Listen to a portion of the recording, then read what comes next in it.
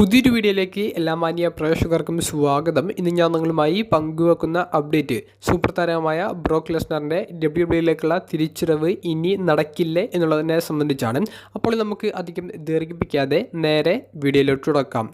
WWE മുൻ world ചാമ്പ്യനും super താരമായ ബ്രോക്ക് Lesnar ഇനി കമ്പനിയിലേക്ക് തിരികെ വരാൻ സാധ്യത ഉണ്ടോ എന്നുള്ളത് പലരും സംശയം പോലെ പ്രകടിപ്പിച്ചിരുന്നു. നിലവിൽ നമുക്ക് ലേറ്റസ്റ്റായി ലഭിക്കുന്ന ഒരു അപ്ഡേറ്റ് ഫൈറ്റ്ഫുൾ സെലക്ട് എന്ന് പറയുന്ന ഒരു വെബ്സൈറ്റിൻ്റെ റിപ്പോർട്ടാണ്.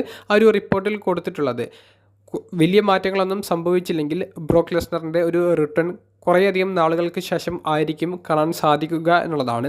അതായത് ബാക്ക് സ്റ്റേജിലോ മാനേജ്മെൻറ്റ് സെക്ഷനിലോ വലിയ മാറ്റങ്ങളൊന്നും വന്നില്ലെങ്കിൽ ബ്രോക്ക് ലെസ്നറിനെ കുറേയധികം നാളുകൾക്ക് ശേഷം ഒരു തിരിച്ചുവരവിലൂടെ നമുക്ക് കാണാൻ സാധിച്ചേക്കാം എന്നുള്ളതാണ് ഫൈറ്റ്ഫുൾ റിപ്പോർട്ട് ചെയ്യുന്നത്. തിരിച്ചു വരും എന്നുള്ളത് ഫൈറ്റ്ഫുൾ ഉറപ്പ് നൽകുന്നില്ല. ചിലപ്പോൾ കാണാൻ സാധിച്ചേക്കാൻ അങ്ങനൊരു സാധ്യത മാത്രമാണ് ഫൈറ്റ്ഫുൾ റിപ്പോർട്ട് ചെയ്യുന്നത്. അപ്പോൾ കുറച്ച് നാളുകൾ എന്ന് പറയുമ്പോൾ അത് മിക്കവാറും നിലവിൽ ബ്രോക്ക് ലെസ്നറിൻ്റെ പ്രായം വെച്ച് നോക്കുമ്പോൾ ഹോൾ ഓഫ് ഫെയിം ഇൻഡക്റ്റി ആയിട്ട് അദ്ദേഹത്തെ വെളിപ്പെടുത്താനും ആ ഒരു അവാർഡ് മേടിക്കാൻ വേണ്ടിയിട്ടും ബ്രോക്ക് വരുന്നതായിരിക്കാം മിക്കവാറും നമുക്ക് കാണാൻ സാധ്യത ഉള്ളത്. അല്ലാതെ ഇനി റിങ്ങിൽ കയറി ബ്രോക്ക് മത്സരിക്കാനുള്ള സാധ്യത വളരെ വിരളം എന്ന് തന്നെ പറയേണ്ടി വരും.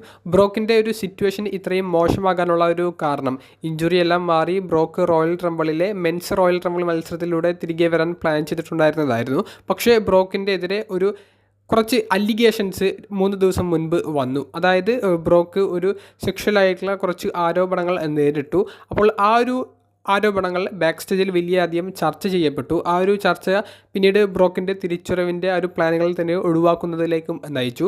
ബ്രോക്ക് ആ ഒരു മെൻസ് റോയൽ റംബിളിൽ വരികയാണെങ്കിൽ ഈ ഒരു അലിഗേഷനെ സംബന്ധിച്ച് ആളുകൾ കൂടുതൽ ചർച്ച ചെയ്ത് ആ ഒരു റോയൽ റംബിൾ എന്ന് പറയുന്ന ഇവൻറ്റിൻ്റെയും WWE എന്ന് പറയുന്ന കമ്പനിയുടെയും പ്രശസ്തിക്ക് വലിയ കോട്ടം തട്ടും എന്ന് മനസ്സിലാക്കിക്കൊണ്ട് ക്രിയേറ്റീവ് ടീം ബ്രോക്കിനെ മനഃപൂർവ്വം മാറ്റി നിർത്തി മറ്റൊരു താരത്തിന് ബ്രോക്കിൻ്റെ പകരക്കാരനായ ഒരു മത്സരത്തിലേക്ക് ആഡ് ചെയ്തു.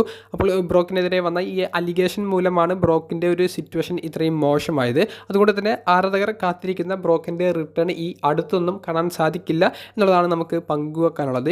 ഇനി കുറേയധികം നാളുകൾക്ക് ശേഷം ബ്രോക്ക് ഒരു ഹോൾ ഓഫ് ഫെയിം ഇൻഡക്റ്റി ആയിട്ടൊക്കെ തിരികെ വരുമ്പോൾ അത് ആരാധകരെ സംബന്ധിച്ച് വളരെ വിഷമമുള്ള ഒരു കാര്യമാണ്. കാരണം ഒരു കൃത്യമായ ഒരു റിട്ടയർമെൻറ്റ് സ്റ്റോറിയും റിട്ടയർമെൻറ്റ് മാച്ചും അർഹിക്കുന്ന ഒരു പ്രൊഫഷണൽ റെസ്ലർ തന്നെയാണ് ബ്രോക്ക്. പക്ഷേ കമ്പനിയെ സംബന്ധിച്ച് കമ്പനിയുടെ പേരിന് കോട്ടം തട്ടുന്ന സംഭവങ്ങൾ ഉണ്ടെങ്കിൽ അത് മാക്സിമം മാറ്റി നിർത്താനാണ് നിലവിൽ കമ്പനി ഇപ്പോൾ അവരുടേതായ കാര്യങ്ങൾ നീക്കുന്നത്. അതുകൊണ്ടാണ് വിൻസ് മിക്മാൻ വരെ രാജി പ്രഖ്യാപിച്ച് ഇപ്പോൾ പുറത്തേക്ക് പോകേണ്ട ഒരു സ്ഥിതി ഉണ്ടായത്.